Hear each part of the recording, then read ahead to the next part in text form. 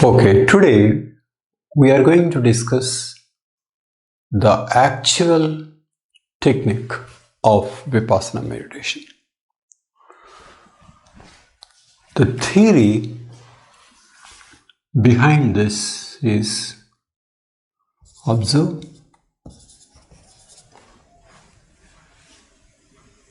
with equanimity. Observe with equanimity. This leads to transformation. And the end point of this transformation is nirvana.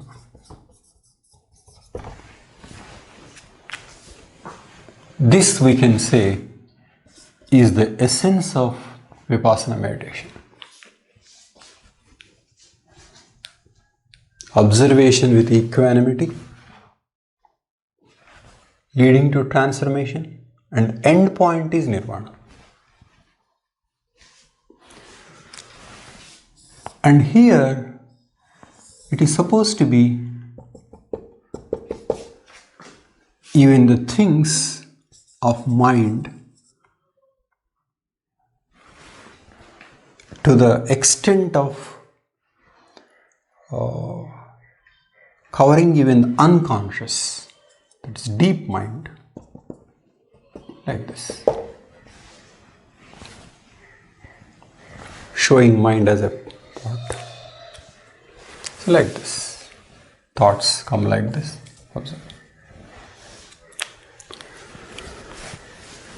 That is a reasonable proposal,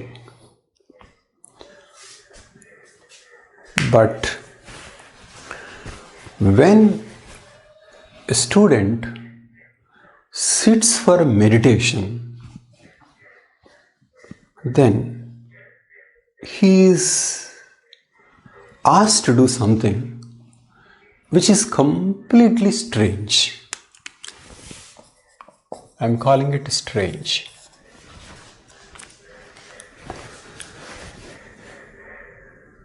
The strange thing here is that the theory is about the mind, but the technique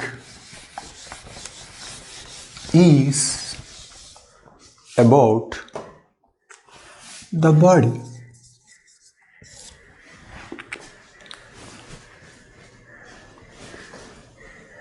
Student is asked to observe body, starting with breath.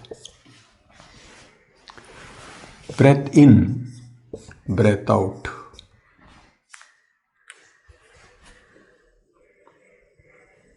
Goenkaji says, see whether it is subtle, deep, or shallow. Left nostrils, right nostrils, and so like that it goes on. Observe breath. How is that related to mind? Then, if you think after breath, one may be observing the mind, no. After this, body total. You have to observe the sensations happening all over the body. How do you cover all over the body? First, start with a small area. A triangle near the nose. He says prickling sensation, tingling sensation, gross, subtle. First focus on a small area, because on a small area you will learn to observe subtler and subtler things. And then after developing the observation of a small area, then Cover the whole body, head to toe and toe to head. Various parts, area wise.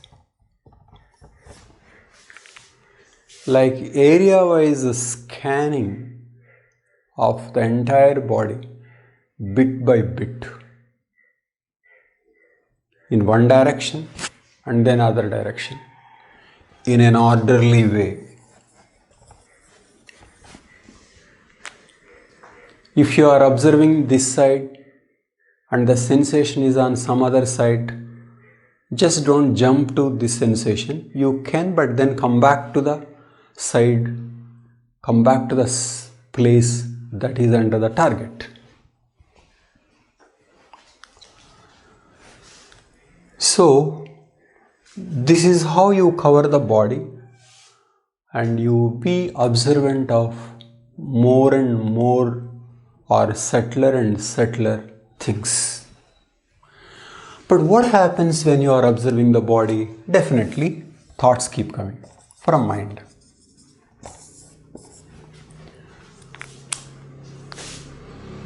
And that Vipassana meditation technique does not say you should suppress them. No. Observe. Let the thoughts come, and after that they will go. In fact, a practitioner will see how difficult it is to concentrate on breathing and body, because thoughts keep on assaulting. But one is not supposed to control, one is not supposed to say no. Let them come and they will go, and back to breathing. So basically, thoughts are seen as a distraction to what we should be doing on body. So, a mental phenomena as a distraction to study the physical phenomena. So, what is the link? Why is this body being targeted? The theory of the link between body and mind is like this. Goenka knows very, very clearly that target is mind and not body, not like yoga. And he says, not regulating the breath, not regulating, not body exercise, nothing to do with the body, and yet it is body that is being observed. Why so? The theory is like this. Whatever happens in the mind, even from deep layers, after all, finds its expression on the body.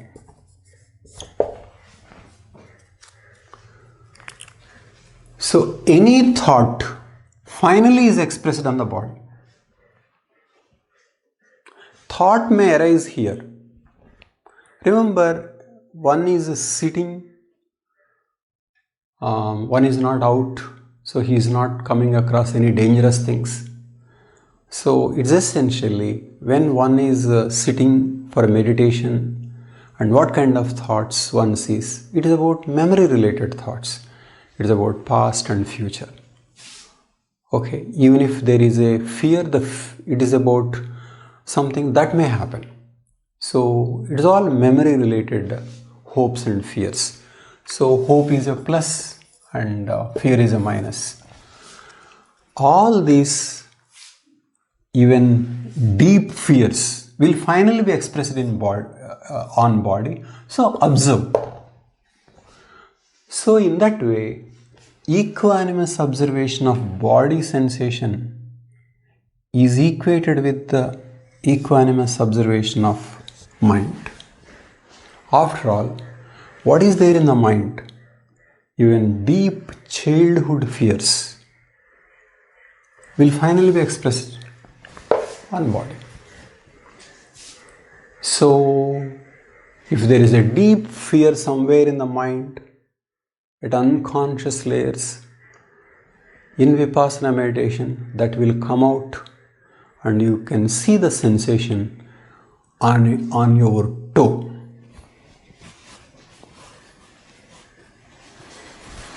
My point is, maybe you can see the sensation, and definitely you will see the sensation, because mind and body are indeed connected. So, what happens in mind will be felt at the body level. There is no doubt. One is not disputing that. But my question is, if mind is generating so much and finally in a very, very subtle form, something is happening on toe, why observe this and instead of this? That's my question. Why observe toe? Why observe breathing? Why observe nostrils? If the point is to study mind directly. If the theory is that equanimous observation of thoughts, memories leads to transformation, then why do we need to study that through body?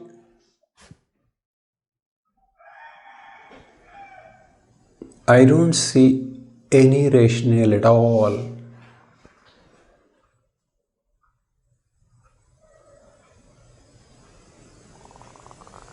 So, why this technique developed by a lady involved body is an issue. But I can tell you, this body business is there in many systems of meditation. So, it may not be ladies' innovation in bringing the body. Body is there in many systems unconnected to lady. So I don't know how we got into this body thing, though the target is the mind.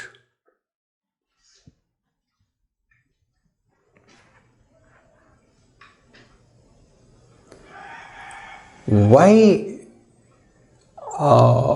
am I against focusing on body? Two reasons.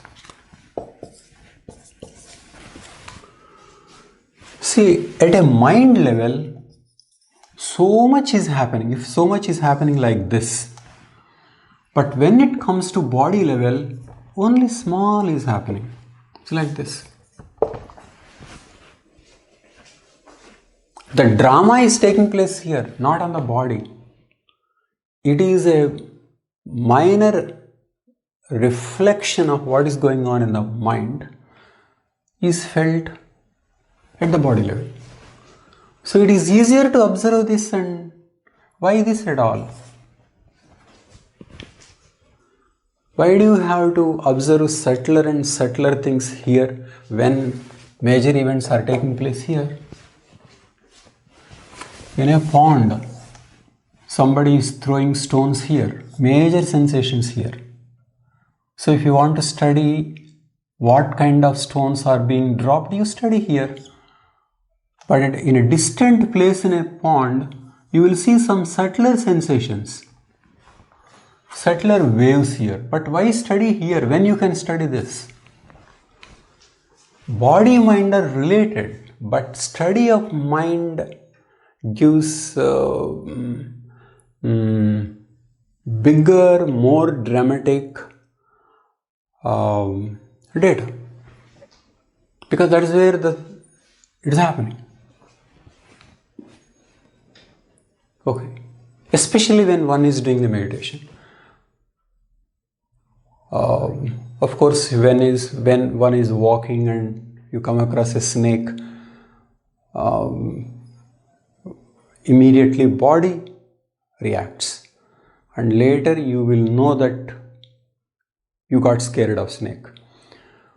You mean unconscious reaction first and later conscious reaction.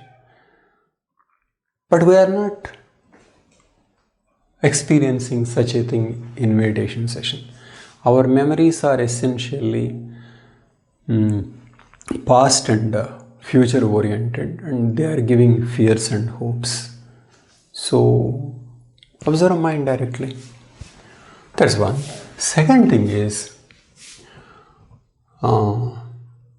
different kinds of psychological data, different kinds of psychological content will give the same sensation. In fact, you may not even know whether you are experiencing excitement or fear, because in terms of biometric data, excitement or fear may give the same sensation.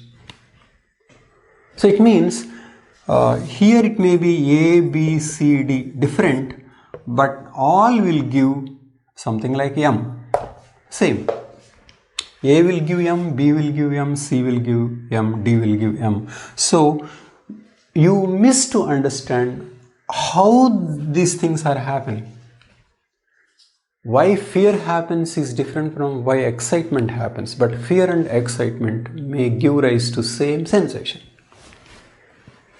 In fact, a psychologist by name William James said, first you see the sensation and then you go to the mind, work out why the sensation may have come, and then you name whether it is fear or excitement. Emotions are named going by the other data, not simply by sensations at the body level. So, so many stories are being generated here. In a crude way, some sensations are happening on the body. So, if you are observant of the sensations only, you miss the big story here. And the meditation has to explore the stories of the mind, its past, the future, fears, hopes, likes, dislikes, frustrations. This is the mind. Mind. Not nostrils. Left nostril, prickling sensation, tingling sensation. What's all that? How is that meditation at all?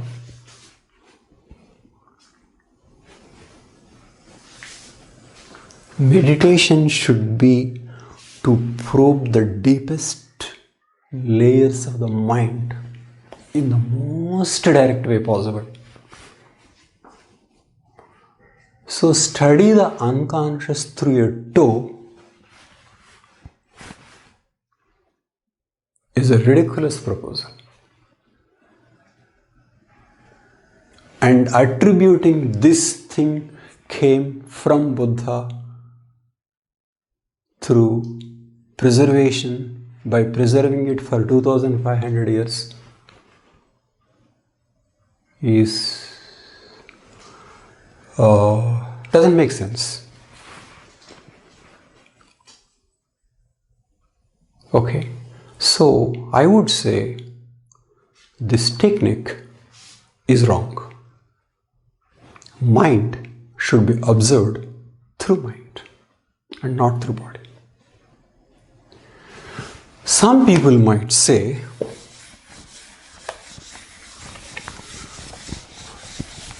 that observe body first. This leads to concentration.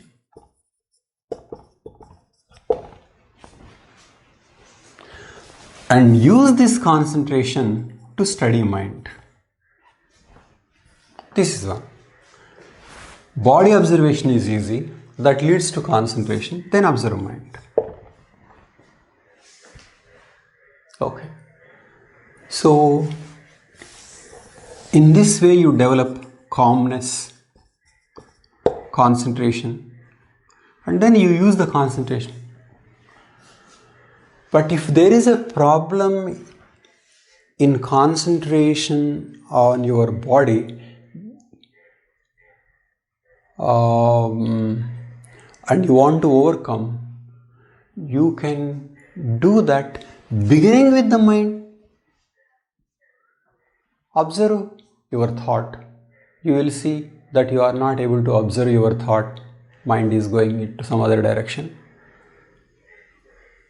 So then observe that. Or bring it back to the previous thought. Or you target a thought, target an event, and you are not able to do it. So you get distracted, but again bring it back. So instead of trying to develop concentration through body, you can develop the concentration also through mind. Why body? Develop the concentration through mind, and once the concentration develops, you will know more of mind. So that is to say, why body should be intermediary, even if one wants to develop concentration.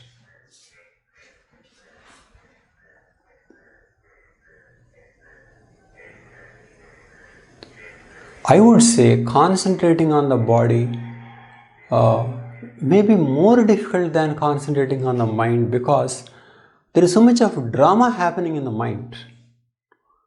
So easier to see. It is, it is more interesting game is happening in mind. Nothing interesting on the body.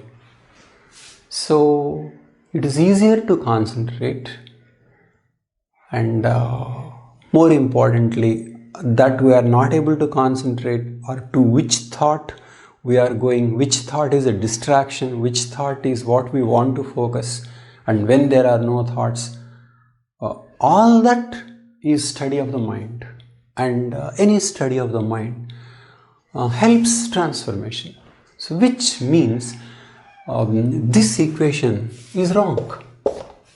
If you want to develop concentration, do it directly through study of the mind. Okay. So my suggestion to the changes required in Vipassana meditation is that a theory may be right. This is one. We'll look into this also later. Ambience is good. Whatever the ambience, that silence creating structures for 10 days, very good. But drop this body and let the study of mind direct. This is my suggestion. Retain the ambience, but come directly to the mind, no body. Okay, so this is my suggestion. So before I end, I want to say something. Harari is a student of Goenka. Harari dedicates his Homo Deus to Goenka. One interesting thing is that Goenka in his Vipassana meditation equated through sensations you get the deeper mind. This is what Vipassana meditation according to Goenka. Through sensations you get deeper mind. So Harari seems to have been convinced by this, because it is these sensations that a robot can study through biometric data. Biometric data and analysis. So basically you have sensations data. So Harari believed that if you have sensations data, then you will have data of the deeper mind. And out of this he believed that robot may know you more than you know yourself. Because robot is getting to know the sensations. And sensations, or through sensations, you get the deeper data. So robot has your sensations plus the ability to compare your sensations with other sensations. So he believed that artificial intelligence will be much more intelligent than you. So if you wonder why Harari made this, he is misled by Goenka's proposal that through sensations you can study deeper mind. No. Mind is an extraordinarily complex mechanism. Sensations are simply very gross reflections of a major drama that is going on in the mind. One has to dive into the mind. One has to explore the past, the events, the sources of sorrow, the dreams. There is so much to explore in the mind, and you can't explore mind through the reflections of the mind on the body. That is just not the way. So this is not the way to get to the deeper mind. So Goenkaji proposed you can get this, and Harari thought, okay, computer might do it. Goenka is wrong and Harari is wrong. Thank you.